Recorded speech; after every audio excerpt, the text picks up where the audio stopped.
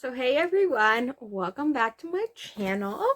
So today I am going to be doing my Misoprostol and my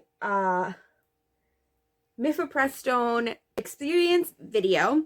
Now I'm just going to start out this video by saying this is going to be extremely TMI. I'm going to be talking about blood. I'm going to be talking about miscarried babies. I'm going to be talking about everything. So if you are squeamish about blood, you don't like hearing about blood, you don't want to hear about miscarriage, you don't want to hear about any of that, just don't watch this video. Just click right off. If you're continuing to watch this video, that means you have no problem with talking about blood and potentially seeing blood. I haven't decided yet if I want to post a picture of my baby in this video. So if you guys see it at the end of the video, you'll see it. And if you don't, then I decide not to put it on. But so if you're squeamish about that stuff and you don't like that stuff and that kind of stuff bothers you, don't watch this video because this is going to be very graphic. And I'm going to be telling you all about it because the whole point of this video is for other mamas who are going through this, who want, camaraderie. I mean, to hear other women who also went through stuff like this and who's also dealing with this. And that's what this video is about. And that's what this video is for. And so I want you to know what you're getting into. I want you to know what's going to happen.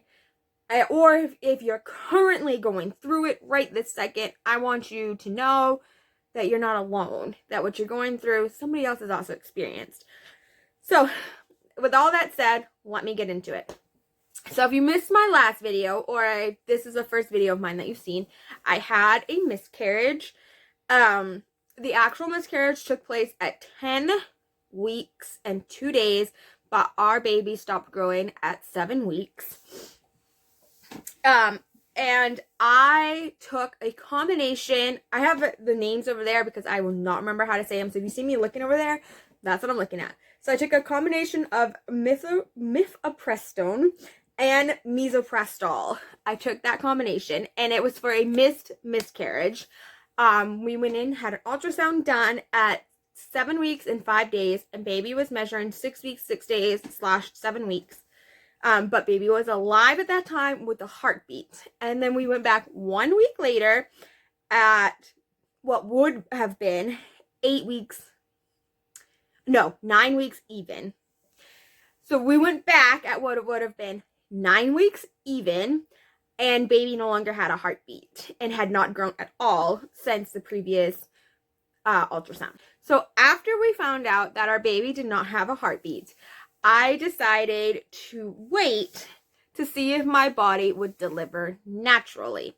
Now, after the first ultrasound, I decided I wanted to get my progesterone tested to see if my progesterone was low. We found out a couple of days after that ultrasound that my progesterone was indeed low. It was at a 5. Anything below 11 at my office is considered low.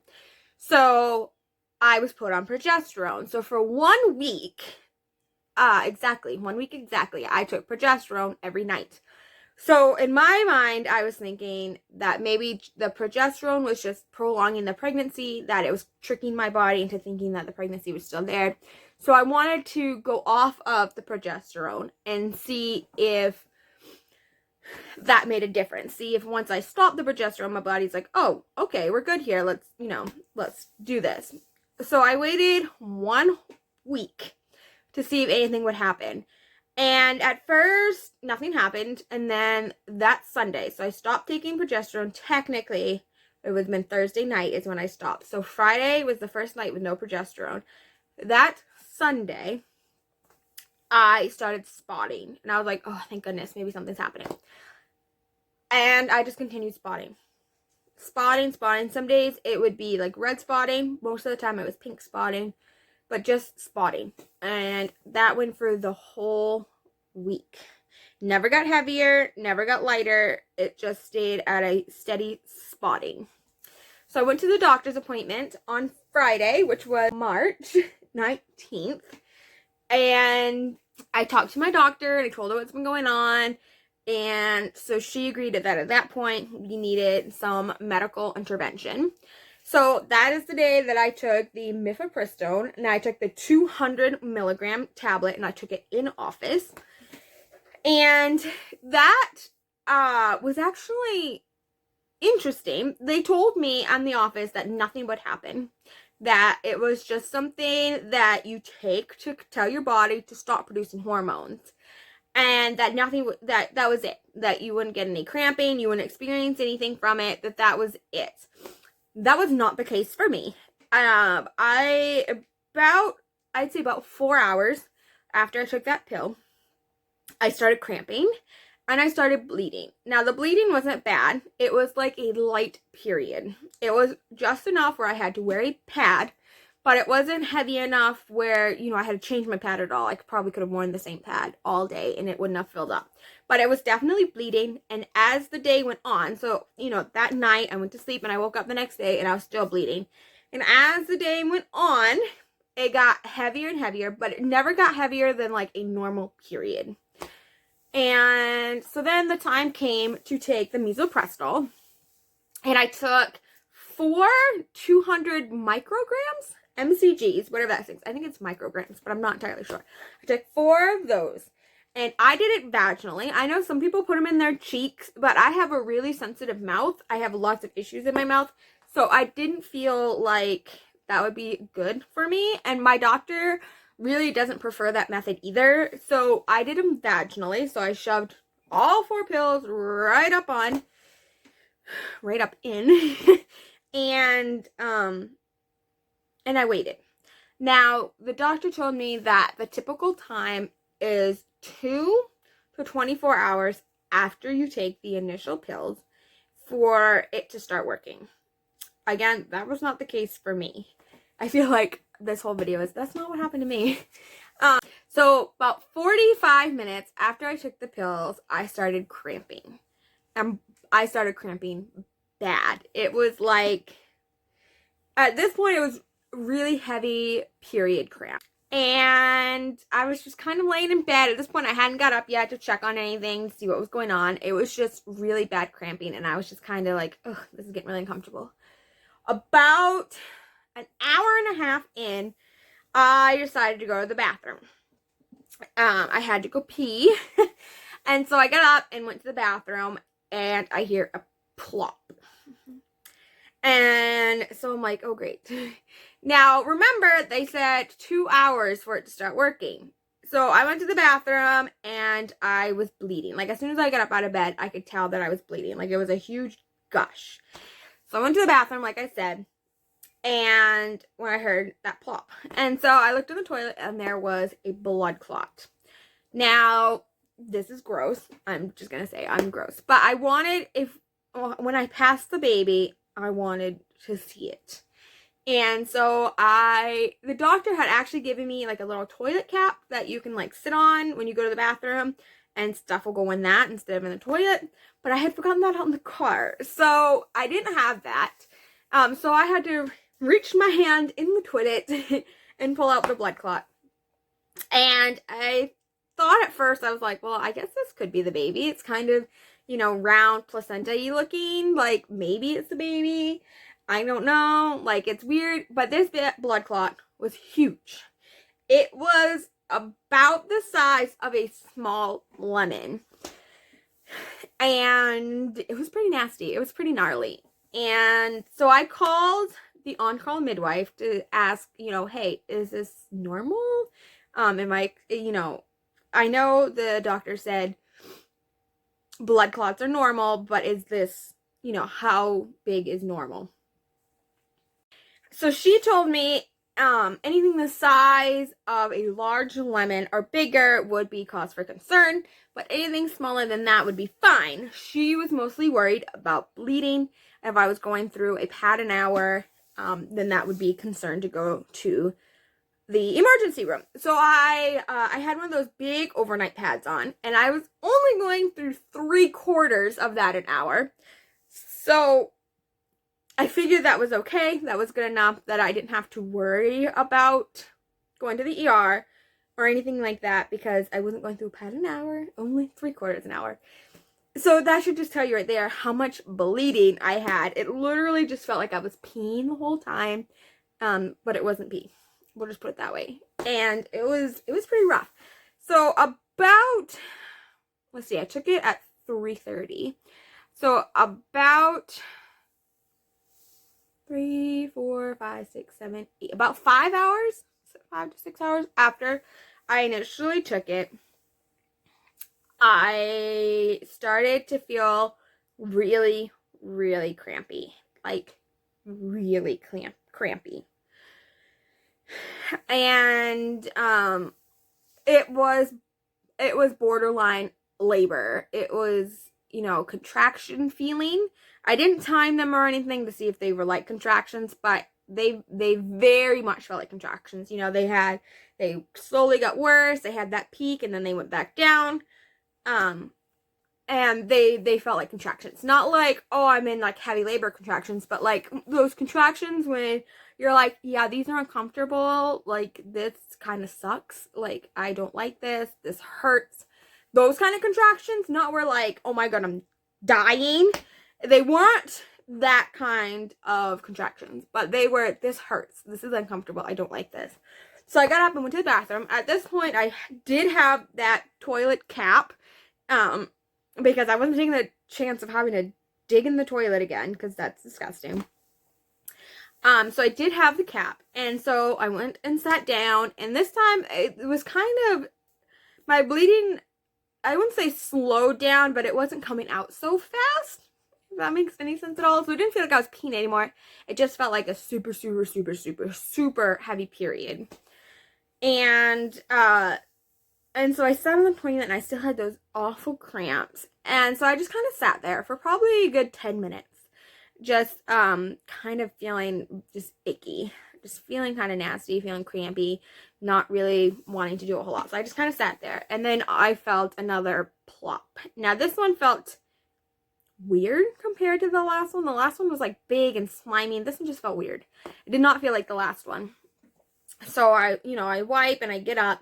And I look, and I instantly know it's the baby. It looked way different than the blood clots. So that was one thing I was worried about. I'm like, well, how am I going to tell if it's the baby or if it's a blood clot? Now, if you're earlier along, it's probably going to be different because the baby's not going to be as big. Or if you're later along, then it's probably going to be a similar experience to me.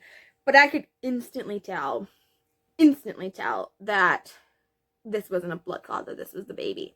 So I took the little cap and I, like, gently as I could, poured out the extra blood, and I brought the cap over to the sink, and I pulled out a paper towel, and I kind of scooped up the baby and put it on the paper towel. Now, at this point, the baby was wrapped up in the amniotic sac. I couldn't really see a whole lot. I knew it was the baby, I could tell. It was kind of confusing, so I kind of just grabbed the sac a little bit and kind of flipped it over. That sounds so weird, but like, it was just like a little piece of skin, and I just kind of like flipped it over. And inside that was the baby. Now, like I said, the baby died about 7 weeks. And it was definitely 7 weeks. Because if you look on like all the pregnancy apps and you see what a 6-week baby looks like and you see what a 7-week baby looks like, and this was definitely 7 weeks. It had arms. And what we think were like little eye buds, but we're not entirely sure. But it definitely had arms. So 7 weeks is when they start getting their arms. So it was definitely a 7-week baby. And it was, I would say it was probably about an inch. I'm not sure how big they're technically supposed to be at that point, but this baby was about an inch. And it was really hard. It was really hard to see. You know, it's one thing to think in your mind, oh, you know, my baby died, I'm going to miscarry it, but to actually see your little 1-inch baby in their arms, it was really hard to see. And so one of the things that I knew that it was the baby was there was the yolk sac. So when you look in the ultrasound, they have like that little bubble up above the baby. That was still attached. Like you could see right where it went up and attached to the baby. And it did not look like a bubble in real life. I will say that. It is sticky. It's kind of gross. But it is roundish. I'd say it's more like triangle shaped, but it's kind of roundish. And that just could be because it's no longer floating in fluid. And then it went up and attached to the baby, and then coming off of the back of the baby, so like where the baby was still attached to the amniotic sac, is where the placenta came up and was sitting on top. And like I said, if I decide to include the picture, you'll be able to see all that. But, and so, you know, everything was there. The baby was there, the placenta was there, the yolk sac was there. Like, there was no doubt in my mind that this was my baby. And so that was really hard to, like, look at it and say, there's my baby. There was the baby that will never make it to full term. I will never hold this baby other than right now. And so that was really hard. It was really hard to sit there and just look at your baby that you know is no longer alive. And I was actually thoroughly impressed by how good it was. How good intact it was, I should say. Because it had been in my body at this point for a month. For 4 weeks, it had been in my body, no longer alive. And so I thought maybe that it had started to break down at this point or anything like that. But it wasn't. It was still fully intact and just as fresh as it had been in my body, like it had been alive. And so we are burying the baby. We haven't had a chance to yet because the ground is just now starting to thaw out enough where we'd be able to bury it. But we do have the baby, and we have it in a little wooden box with a blanket. I know some people are going to be like, well, it's only 6 weeks, but I don't care. That's my baby. And I'm going to treat it like my baby. So it is in a little wooden box with a blanket, and we're going to bury it at my grandmother's gravesite. Technically my grandmother and my grandfather's gravesite. And that's how we're going to grieve. Like I said in my last video, we named the baby Asa. So little baby Asa is going to be buried with their great-grandparents, who I know are cuddling and loving on them right now. Sorry, you guys. I didn't think I'd get emotional in this video. I thought I'd get emotional in the last video, but not this video. But, so, that is what happened in that instance. And then, probably about another hour or two after that, I passed another clot that was about the same size as the first one. So, like, again, like the size of a small lemon. And then after that, my bleeding really lightened up. Like, really, really, really lightened up. It got, I wouldn't say it got to, like, nothing, but I got to what I would call a normal period. Like, you know, the heavy day on your normal period. That's what it was like. At least for me. And so then the next day, it was the same. It was still that, you know, period like. And then the day after that, it got a little bit lighter. It was like a light period. And that's when the day we went to Walmart. So I had my miscarriage on Saturday, and then Sunday we stayed home and rested, and then on Monday we went to Walmart. While I was walking around Walmart, I started to feel kind of funny and some stuff going on, so I told my husband, you know, I need to go to the bathroom. And at Walmart, I passed another clot. Now this time it was a smaller clot. I would say it was probably about the size of a walnut, so a little bit bigger than a quarter, I'd say. But I just thought it was really weird because my bleeding had really lightened up. It was really, really not like spotty at this point. It was still bleeding. But it was definitely a lot lighter. So I thought it was kind of weird that I passed the clot. But it didn't cause me to bleed anymore. It didn't cause my bleeding to get heavier. It was just that one clot and that was it. So I'm like, okay, that's fine. So after that, the bleeding kind of really lightened up. It didn't get any heavier, and it turned into just spotting. So that we continued on, and then that Thursday or Friday, I can't remember now. The 25th, whatever the 25th is, I went back to my doctor to talk to her about what happened and to see if she believed that my miscarriage was done. Because that's part of what you worry about when you go through this medical miscarriage type of deal, is they're worried that your body won't fully get rid of everything it needs to get rid of. And so I showed her the pictures, because I obviously took a picture of my baby. I showed her that picture. She was very fascinated by that picture. And she was, you know, because the baby was just so whole, and it was such a good example of a baby at 7 weeks gestation. And so she was very fascinated by it, and she thought it was very cool. And so, in her opinion, she said, yeah, I think, you know, you're bleeding. At this point, it was pretty much non-existent. I did have spotting occasionally, but it wasn't real heavy at that point. And the only time it got real bad is if I did a lot of physical stuff. So if I exercised or if I did a lot of regular cleaning, then it would, you know, pick back up to like a very light period. But most of the time, as long as I was resting, it was fine. It was nothing. So at that point, we agreed that everything was fine, and she wanted to draw HCG to see at that point what my HCG was at. And on that day, it was 348.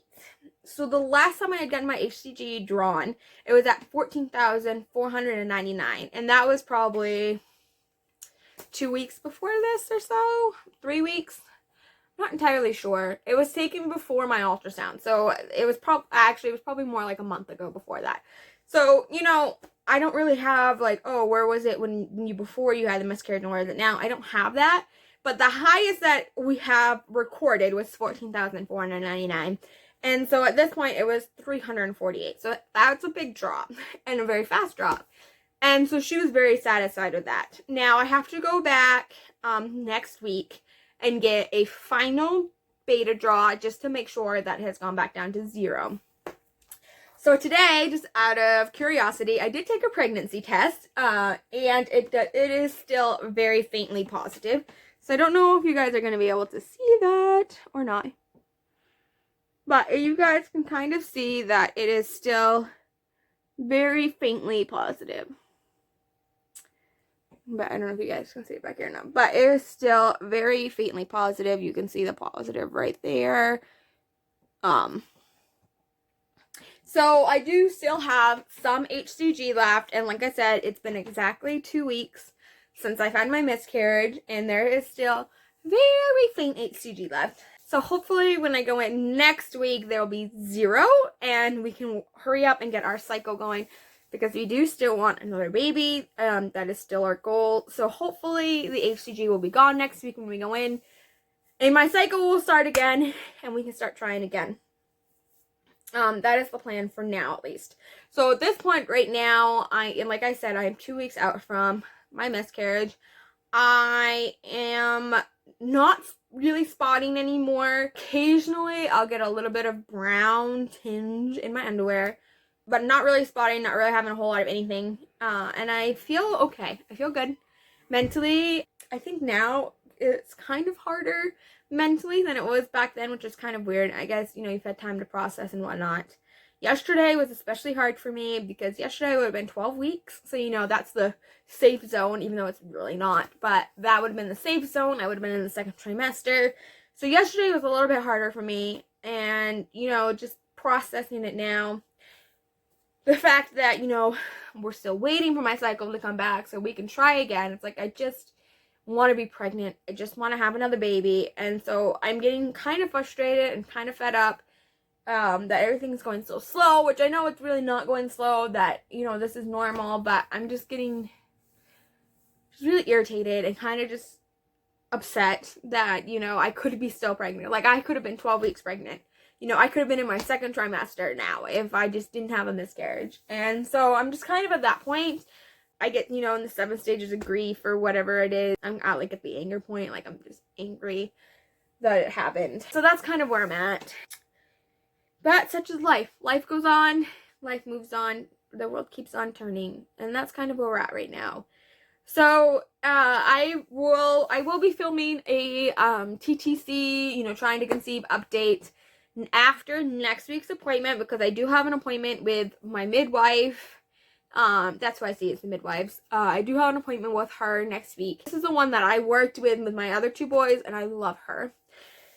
So I will be moving over to her. She actually did call me, which I'm so grateful for. I really just love this lady. And I don't know her other than being, you know, a doctor, but I really just love this lady. And she apparently was on vacation for 2 weeks, the 2 weeks that I was struggling with my miscarriage and stuff. And so she missed all that. And she didn't see that I had a miscarriage. And so the day she got back, she was going back through her patient's records and saw that I had had a miscarriage. And she actually called me and left a voicemail and said how sorry she was and that she was offering me her condolences and if I needed to talk about it or if I had any questions about it. or anything like that, to feel free to call her, like even before our appointment, to talk to her, and she had no problem with that. I didn't call her back just because I really don't have any questions at this point that I can't wait to save until our appointment. Just, you know, most of the questions I have are, what are we going to do better next time type of questions. And those can wait until I get to my next appointment.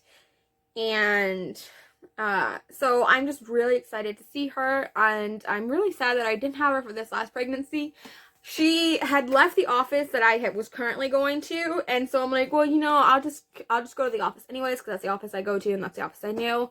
And everything will be fine. And then, you know, once I got, like, through everything that was happening, I'm like, no, I need her. I need my doctor. So I am definitely going back to her, and I am going to see her for the upcoming pregnancy, hopefully. Fingers crossed. She will be my doctor again, because I can't go through a pregnancy without her. That's how good of a doctor she is. I just can't go through a pregnancy without her. So that appointment is next week, and so after I go through that appointment, I will film an update of what our plan is, where we are from here, where we're going from here, like, and all that. So I will be filming another update. But this is my story. This is my experience with, you know, the Mifepristone and the Misoprostol. This is what happened to me. And if you are going through this, I am so sorry. Just know you are not alone. Know there's other women who've walked the same path as you, that have gone down the same road as you, who are feeling the same emotions and the same feelings that you are. Know there are people here. And if you need someone to talk to, feel free to send me a message through YouTube or whatever, and just feel free, because you are not alone. You know, you do not have to experience this alone. You do not have to go through this alone. And this crazy journey of everything. So I'm going to leave this video, and I will talk to you guys all more later. So I hope you guys have a great day, evening, morning, whatever time it is where you are. I hope you have a great journey in your life, and I will talk to you guys all later. Bye. Hey guys, so Editing Anita here. So I did decide that I was going to put a picture of the baby at the very end of this video. The reason why I decided to do that was because I wanted moms who are also going through this experience to be able to see what they should expect when it's all done. What they should know is normal, or what they should know to look for in case they are also like me and want to make sure that they get their baby so they can either bury it or do whatever they want to do with it. So that's why I'm including it. So on the next little clip will be a picture of my baby. And if that makes you uncomfortable, if you don't want to see the blood, if you don't want to see a miscarried baby, you think that's gross or morbid or any of that stuff, just feel free to click off the video now. But if you want to see the baby and you're interested in what a 7-week miscarried baby look like, feel free to keep on watching. Okay, guys.